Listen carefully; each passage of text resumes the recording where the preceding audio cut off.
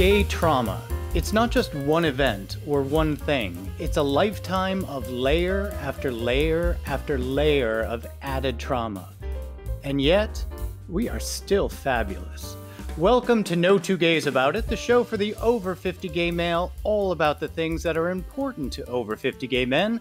Hi, I'm Tom Burke. And hi, I am Michael Foley. And we are going to talk about this trauma. Last season, we did a show entitled PTSD, the trauma the gay men have experienced. And we heard from you guys so much. It was overwhelming. It really was. And, the interesting thing I found about the comments is how similar our storyline is. And it's because we're from a generation that is unique in itself because of what we had to deal with, unlike generations prior and unlike generations since. So there's a connection that we share, us folks who survived the 70s and the 80s and the 90s. That, no kidding. And the thing that really touched, I don't know, not a nerve, but really kind of connected with everybody was the idea of this layers of trauma.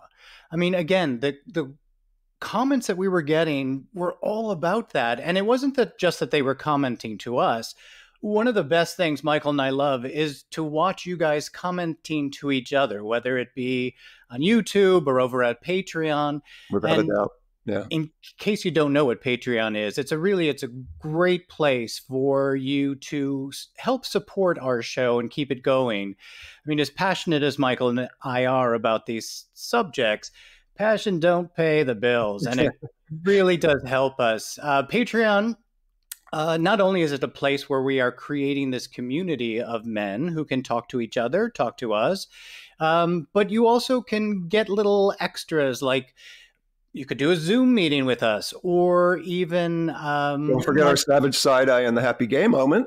Yeah, we do this bonus content, which is not just about the topics that we're talking about, but it kind of takes you behind the mic and learn more about Michael and I and our personal lives.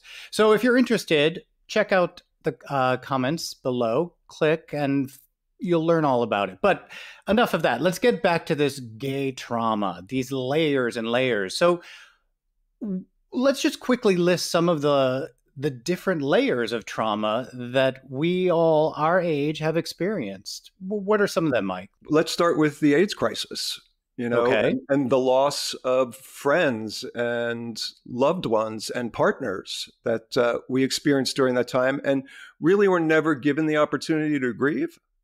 Right. There's bullying, right? It's a whole nother level when we were younger. That started so young for so many people. I mean, we were bullied for being sissies or whatever, really young.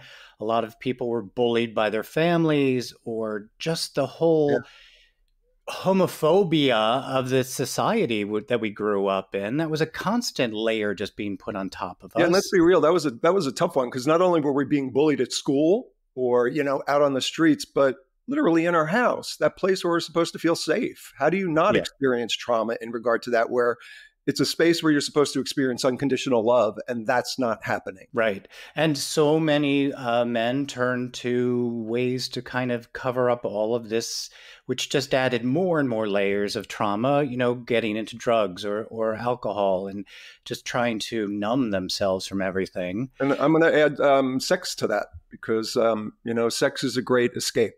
And there is a lot of sexual compulsion within the community, which I think at some point needs to be addressed. Well, here we are. We're here to address all this stuff and get everybody out there talking, because as we keep saying, we are just starting these conversations, and we want all of you out there to join in and continue them with us. Another huge layer of trauma that we are all, and I mean all of us, carrying around is guilt. And a lot of that we put on ourselves. So let's get into a lot of these different layers and talk about them. And I think one of the best ways to do that is by reading some of the comments that we got from our PTSD show, and really explore this and kind of see how it's affecting all of us. Okay, you up for that? Let's do it. Cool. All right. So here's one. First one. I've got a whole bunch of them. Bear with me. Guys, you really hit the nail on the head here. Layers of trauma is a good way of putting it. For me, it started with sexual abuse as a boy of 7. That's a story that so many of us have heard, Yeah, it right? really is, because they see, they see that we're different, and they see that Yeah, we're vulnerable, and there's a lot of adults who will take advantage of that. so many. Okay, so this guy continues. Then it was a lot of homophobia in my teens, gender dysphoria in my 20s. I was diagnosed HIV at age 22. Oh my God, talk about a layer of trauma, And then as I said earlier, this guy went into alcoholism in my late Yeah. 20s. And then to top all that off, he says that the gay community can be very toxic. Toxic. Let's face it. The trauma continues from my own community. But thanks for tackling this subject. Yeah, wow. That's a lot. That's a lot to unpack. Right? Because that is an individual who has experienced basically every level of what it is we're talking about. The abuse, the addiction, the being shunned from friends and family, plus the community. So, And the big one ooh, of being diagnosed with AIDS. yeah, You and I, very fortunate, we, only saw people who were diagnosed with AIDS. We only knew people. We didn't get hit by it ourselves. And wow, talk about yet another huge layer that you're going to carry for the rest of your lives. Rough. Here, listen to this one.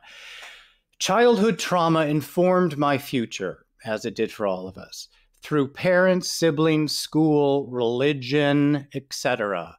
Also, in my case, sexual abuse and bullying in high school, and then also in the workforce. Religion. I was just going to say, I want to step back and say religion again, Yeah, because that to me is the root of all evil on this planet. Everything that is wrong, every ounce of guilt, every shame that we've experienced is because of the church. well, I'm not going to agree with that. I'm not going to say every bit of guilt, every bit of shame, because we'll discover some more of that later. But yes, it has, especially for young guys like me who grew up in the Catholic Church, going to Catholic schools, Catholic high schools. Yeah, that stuff was forced on us. And yet we watched these priests and brothers and Right. people kind of all being gay as possible and touching all the little kids. And yet we were the bad ones. Yeah, but if you Crazy. again, I got to go back. If you think about it, the church is what teaches people to hate, Right. and it is directed at our community, because we're told, not only are we told, the rest of society is told that who we are as gay men, gay women, trans, bi, whatever you are, is wrong, is inherently wrong. And so society is taught that. So they are taught to shun us. Right. So there is a deep root in regard to religion, as far as I'm concerned. And yeah, I'm with you. I was raised Catholic, and I still have a lot of resentment and Right. disdain for the church. This guy, this comment kind of goes with what you just said, but I'm going to read the whole thing. It's a Yeah, little bit long. I was derided for throwing like a girl at age 4. yeah, Right? so Ex- wrong. I, right? I, Freaking 4-year-old. He's a baby. Who and what's cares funny how is, he throws? we talk about the layers of trauma. Yeah. What that's bringing up for me, it is so infuriating that obviously there is still something there we need to deal with, right? If something like that infuriates me on the level that it is right now, Yeah. there's still trauma tied to that. And that's the layers we're talking about during this show. Right. In fact, one of our bonus content that we did, some of you might have seen it. We put it out on YouTube. Normally it's just on Patreon, but we put a couple things out on YouTube. And it was about, I was watching a show on Netflix, Baby Reindeer, and all of a sudden was just like, whoa, Yeah. hit with this stuff that I thought I had worked through, from my 20s, 40 years ago. Yeah, so it's all in there. All right, let me finish this guy. So I was excluded from neighborhood play with other boys, and had no opportunity to learn and practice. Yeah, that makes sense. I was labeled a sissy and targeted by bullies to be beaten up on a regular basis. Mm. Ugh. My parents took a passive approach, which added another layer of trauma. Yeah, because again, the people who are supposed to protect you are Yeah, turning a blind eye because a lot of, especially the men, thought, well, it'll toughen him up. right. He won't be such a sissy. Yeah. And oof, So that's the many hard one. of us, our age, older, we were raised by men who fought in World War II, who were what were they called? The whatever greatest The greatest generation, whatever. generation. Yeah. I mean, for me, my father was like the end of them, the youngest of that group. But they were these like macho men. And of course, if we threw a ball that wasn't exactly like, I don't know, major Tom league, Seaver. Let's go yeah, Tom Seaver, being a Met. whoever the hell that is. He was a Met. He was a pitcher. Okay, no clue, but thank you for Yeah. yeah. So if we didn't throw that way, or if we were kind of labeled right away, and then to have a parent just turn their blind's eye to that, Well, that there we're was an being ironic bullied. thing. There was an ironic thing that was tied to that, and that was a sense of embarrassment from the parent. Oh, totally. Like they didn't want their child to be seen as a sissy or a fag. So there's a sense of embarrassment to them. So, maybe ignoring it was the best way that they could handle it. Definitely not the best way in the bigger picture, but Yeah, I don't know. I mean, I know we keep saying, well, they were doing the best that they could. I don't know. If your kid is it doesn't relinquish them from responsibility. Don't get me right, wrong, but somebody can't do better until they know better. And sadly, but men of that generation did not know how to be empathetic or express feelings. They just didn't. right. You had to eat that shit. I totally get that. But as this kid said, he was beaten up on a regular basis and his parents just turned Nothing. away. Yeah, there was a How lot do of you our do parents. that? Yeah, That's just so wrong. wrong. Mm-hmm. So wrong. Yeah, wow. Yeah, And then so this is what he wrote, and this goes back to what you had said earlier. I can't help but ask for kids this young, 4 years to even, a little bit older, where the hell did all of this vicious gender enforcement come from? It had to come either directly or indirectly from the adults in the neighborhood, their personal experiences, media, politics, and as you said, of course, church. religion. Yeah, Yep, church. yep. To You me, know, again, that oh, is the root. Where does society learn its moral? I can't even say moral because there is no morality involved with hating a group of people. right. Where does it learn that from? The church. Yeah. Wow. And again, to me, it is. If you look at any war that's been waged, look what's going on in the Middle East right now. What does that have to do with? Religion. That's the foundation and the basis of everything that's going on there. Right. And Okay, here's another foundation of why, and this guy explains it to us. I have complex PTSD, which is what we're talking about, layers of trauma, because of gay fear and punishment from my father and sister. I went through hell and I am still damaged because of all the trauma. Fear. Fear of, as you said, oh, my kid's a sissy, so I'm going to be perceived as this really right. bad parent, or, because my child is different, there's a fear of what everyone's going to say about me. Or I don't know about you, but so many gay men that I know, when they were coming out to their families, the parents were like, but you're not going to have a normal life. No one's going to treat you Yeah. like that fear I of want you're to flip different. the script on one statement that he Okay. made. You're not damaged. I'm trying to get through this without being emotional. You're not damaged. They were. We were perfect in who we were. Yeah, but he's damaged from what happened, I as we understand all that, are. but he described himself as being damaged, and if that's still something that he carries, I just want to challenge him to, you're not damaged. Well, I don't think They he were was damaged. saying that I don't think he was saying that he was damaged because he Okay. was gay. He was damaged because of this fear and hate from Okay. his family. Yeah. That, as we all are, we Yeah. carry that damage. That Because is part of we are not damaged at our No, core. Yeah. no, not at That all. was the point I wanted to make there, because Okay. I do know a lot of men who still perceive themselves as damaged goods. Yeah. And I just want to challenge folks out there who may perceive themselves as that to flip the script. You were not damaged. We were perfect.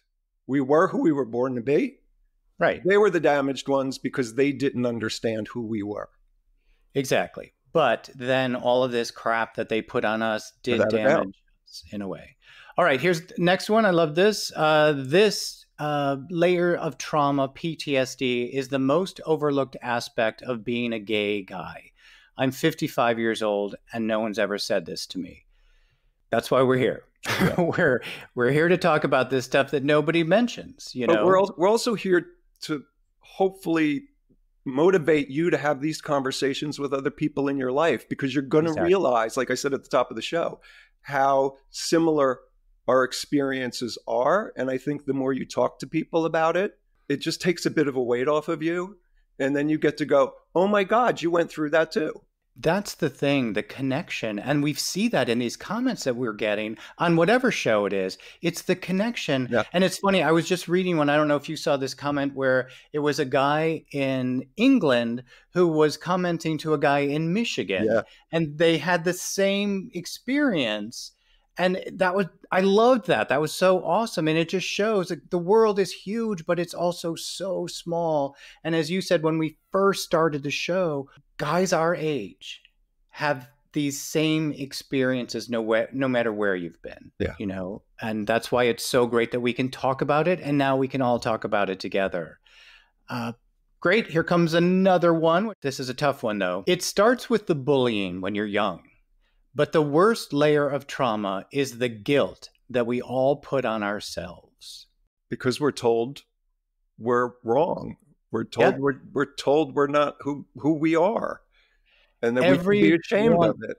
Yeah, every one of us, little boys, were laying in our beds, in our bedrooms, thinking, why do I have to be this way? Why am I different? And feeling bad about who we were. Or alone.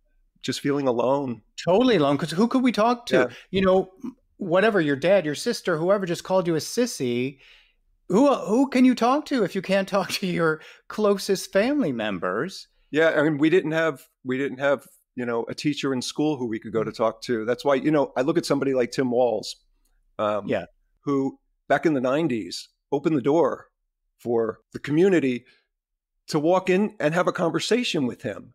Right. Before it was, you know, an acceptable behavior. This teacher and his wife opened their door to allow kids to come in and have a conversation in a safe space. Even if that space wasn't at home, he and she gave that to them, and we didn't have that. No, we did not. I mean, we did not have the internet. We did not have books to read. We did not have anyone that we could confide in usually. Now, question, because I know you went to an all-male Catholic school. Yes. What did you have any other contemporaries who you could have a conversation with, or was that just off limits completely? Totally off limits.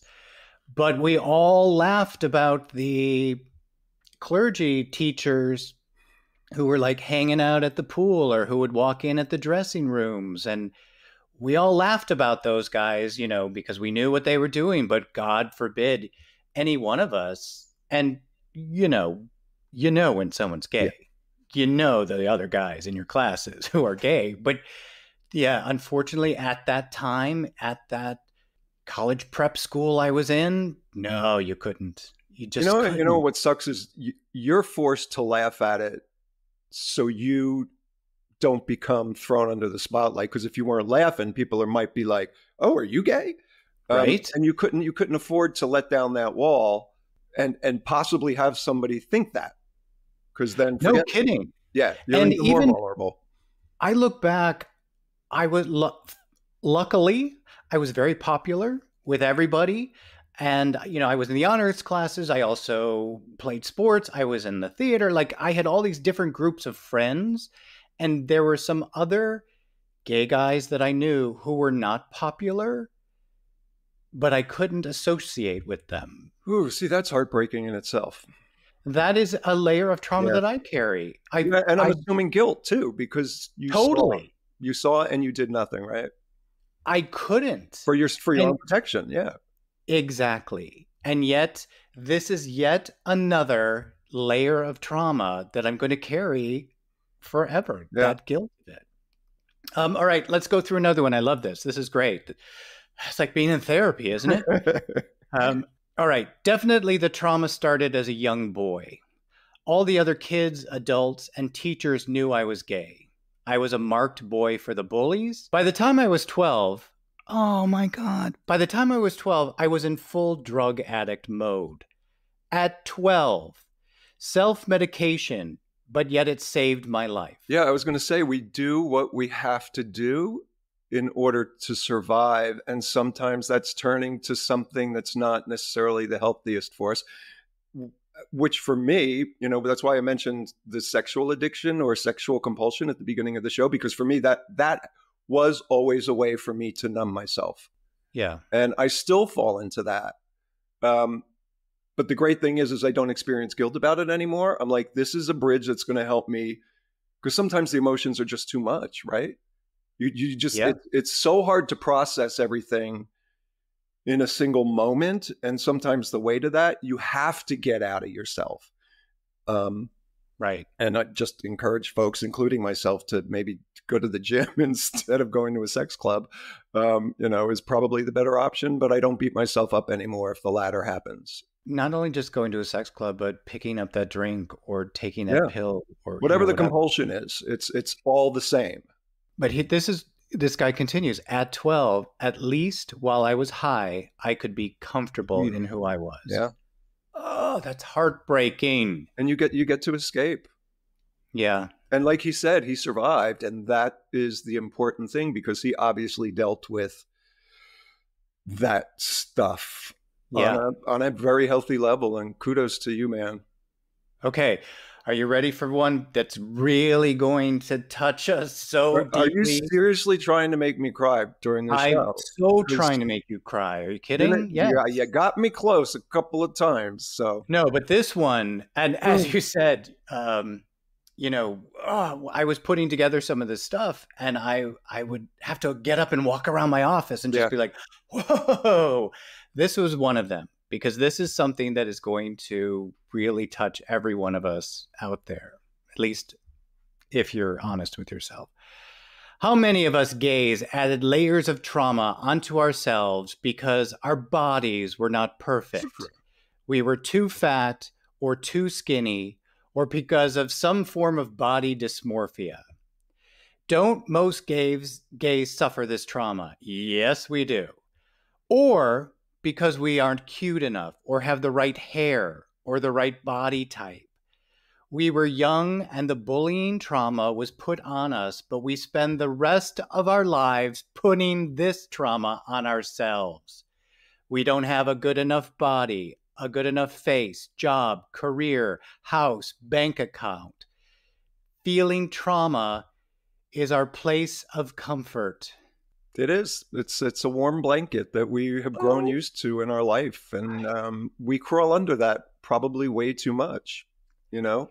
And so much, and this has been from the time I've come out, and you've come out, is that body image is such a huge part of the gay community, and it would be a lovely thing to maybe see that fall by the wayside. So, I think it is actually, you know, because I'm out and about now, and I see people embracing their bodies more, and I think that's a beautiful thing. Okay. And because for my whole life, I've had this issue with my love handles. And fortunately, in my 40s, I developed a new mantra, and that was love me, love my love handles. So, you know, the more we're not worried about somebody else judging us for how we look, I think the happier our lives get. Well, I think I've mentioned this so many times that I am not so much worried about someone else judging.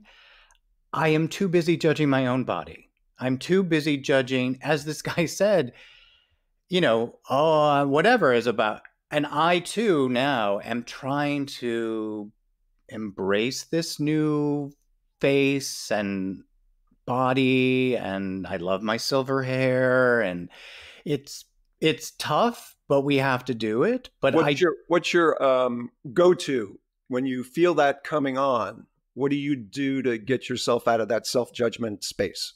How do you work with that? Wait, are we supposed we get out of that? Yes, you do. Totally do it. I'm going to give you an example of how I did. Like Okay. during some of the festivals here in town, I do something that I would never do. Yes, I still feel a little bit uncomfortable, but if it's a nice day, I'll take my shirt off and walk around with my shirt off, which I would never, which is ironic, I would never do when I was younger Yeah. and actually had a decent body. So doing that, that's me pushing myself beyond my comfort zone. So I'm just wondering what you do when you feel that self-judgment coming on. Is there, you got a trick for anybody out there? No, I No? do not. I personally do not. I am in the process of trying to figure this out. So let's throw that out to all of our guys out there. How do we do this? How do we accept? You know what? Come to Pride with me this year and take your shirt off. Yeah. Okay. So again, I know I've talked a lot about my past. I was paid a lot of money to have my clothes off in front of cameras.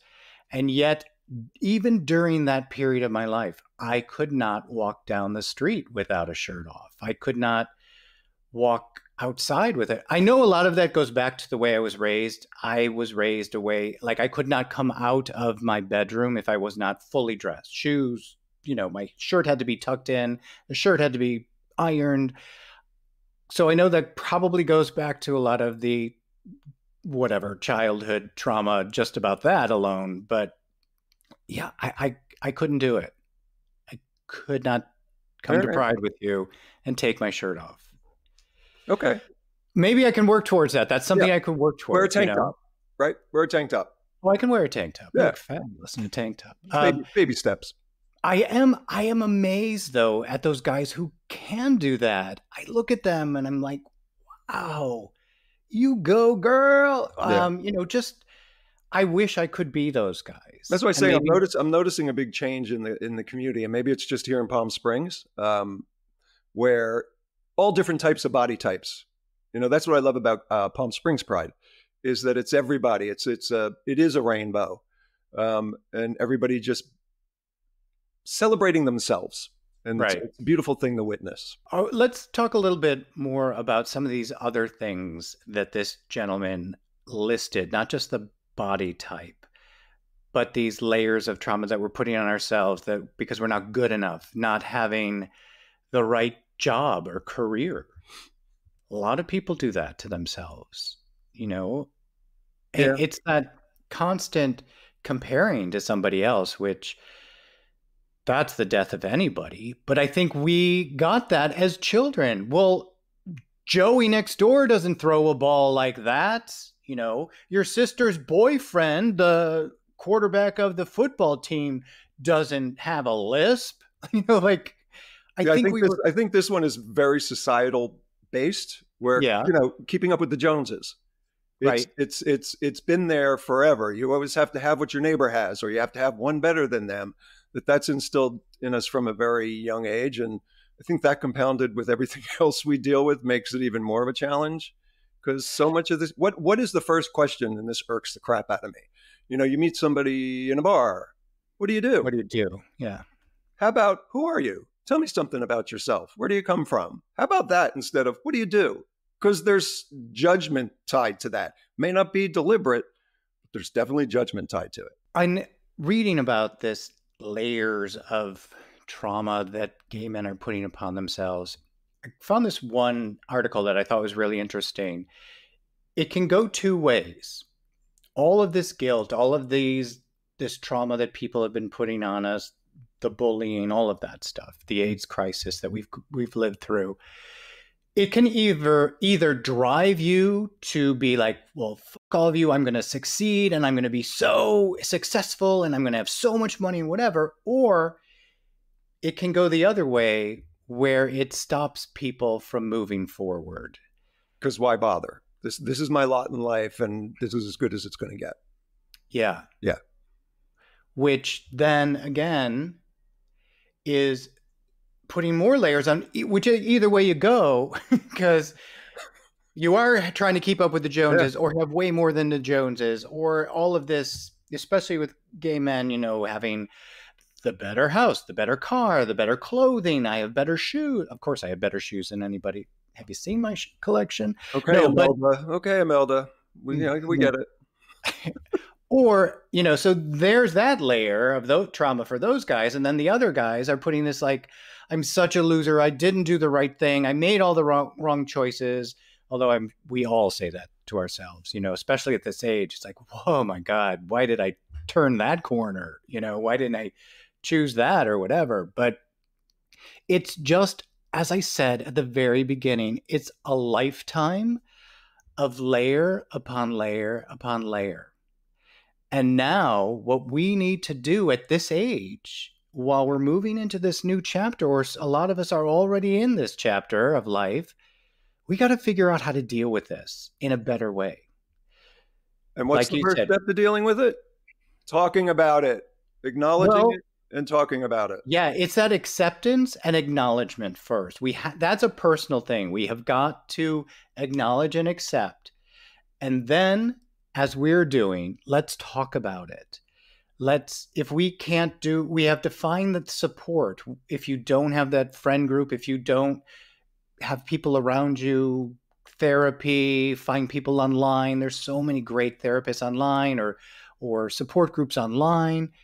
Yeah, talk about it. And right. As we're seeing in our comments, we've all experienced the same thing. So like you just said, this is the trick that I use. Well, then maybe someone else has a trick that they can add to the mix. And eventually we can all heal ourselves and be really happy and healthy. And for those of you guys sitting at home, who may be in an isolated area and it's more challenging for you to find a community because you are isolated, if you're watching this, you have access to communities online. You could go to the LA Gay and Lesbian Center. You could find a Facebook page that Palm Springs has half a dozen of them, where you could actually have conversations with other men who are experiencing what it is you're experiencing. Right. So you're not as isolated as you may think you are. Just push those boundaries. And like I said, we're creating communities ourselves. We have our group on YouTube. Start commenting, connect to each other. We have our group on Facebook.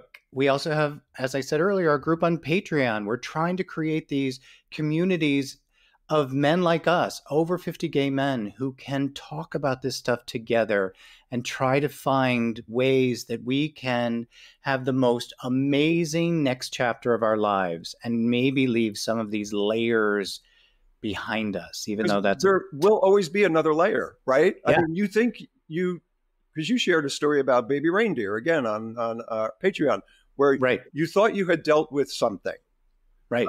And you thought you moved past it.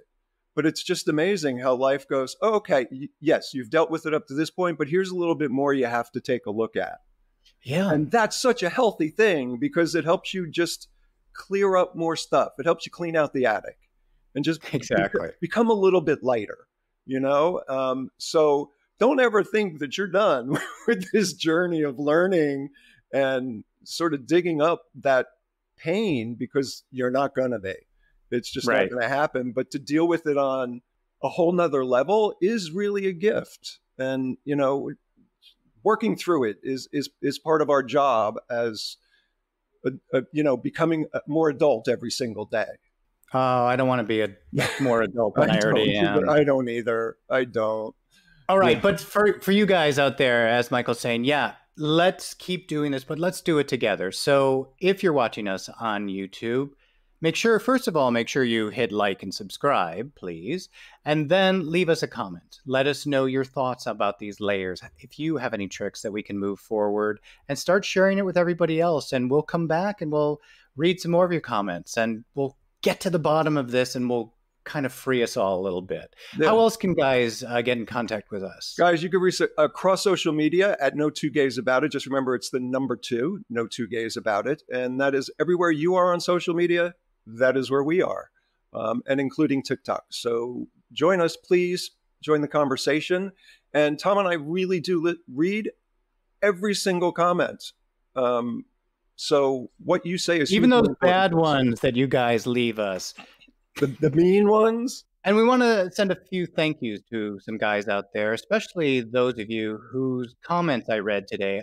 I didn't use your name because I didn't ask for permission, but thank you very much, first of all, for commenting and then letting us spread your word, because they really were important to talk about.